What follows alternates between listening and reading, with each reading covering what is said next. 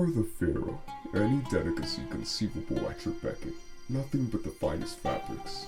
Divinity incarnate as ruler, an empire spanning beyond the horizon. Life is wonderful. All you have ever known is victory. Even in your spare time, you face off against subjects in a series of games, summoning spirits for the sake of duels. Each duel, a seamless orchestration of your divinity. They crown you, God of dueling. Who could argue?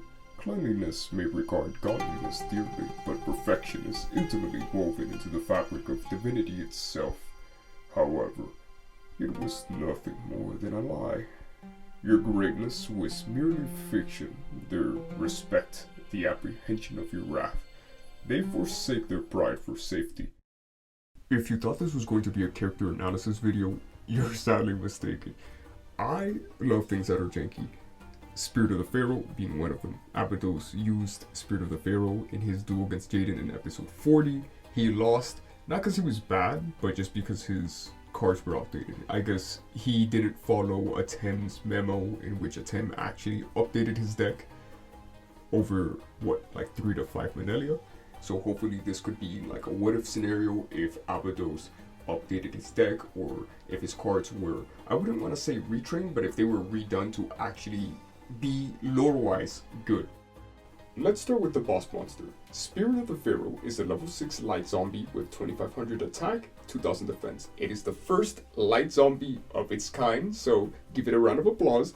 And I'm not sure if this was intentional, but it does share similar stats to another Pharaoh's ace monster, so I thought that was pretty interesting. But it's not as good because it can only be summoned by the first sarcophagus, and if you do manage to summon it, you get 4 level 2 or lower normal zombies from your grave onto the field, which is pretty okay, but the thing is that they're not very vast of a pool.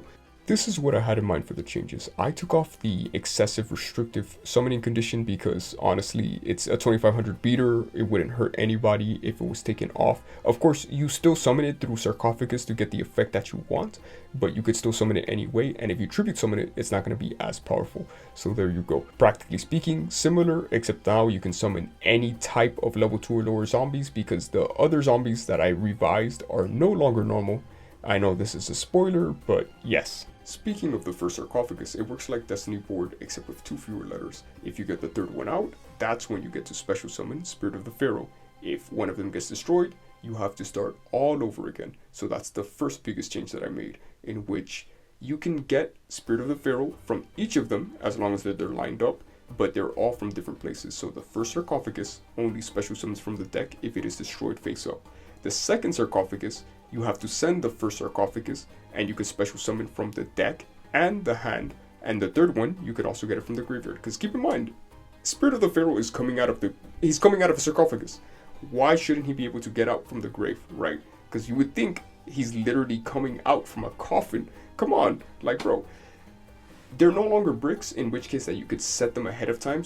The second sarcophagus also has an additional effect in which your level 2 or lower zombies once per turn cannot be destroyed by battle, which should help with the swimming effects, but we're not there yet.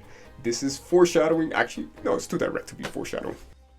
The 3rd sarcophagus also has another effect as well, because you take 3 whole turns without getting MST'd or heavy stormed. Congratulations, now you could send 2 level 2 or lower zombies from your deck to your grave so that when you do pop them out, he has targets to be able to summon, which honestly isn't crazy because the pool isn't that big, but it's still something.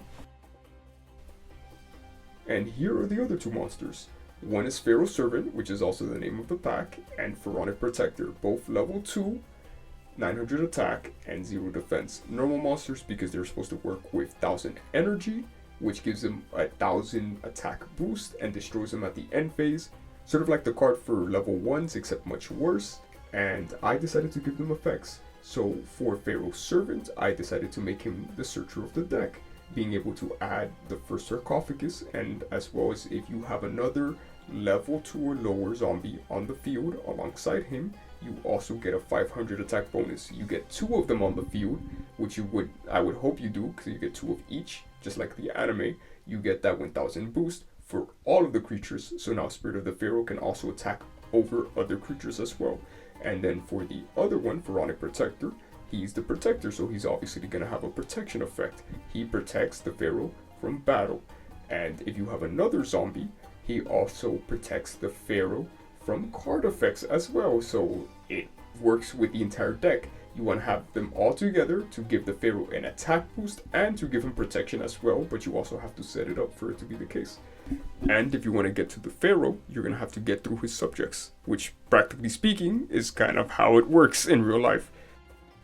So yeah, that's what I had in mind. Nothing too crazy, but at the same time, I wanted to give him a little bit of an oomph. I know this is not going to be meta by any means, but it would be pretty cool to have him at least have a moment to shine.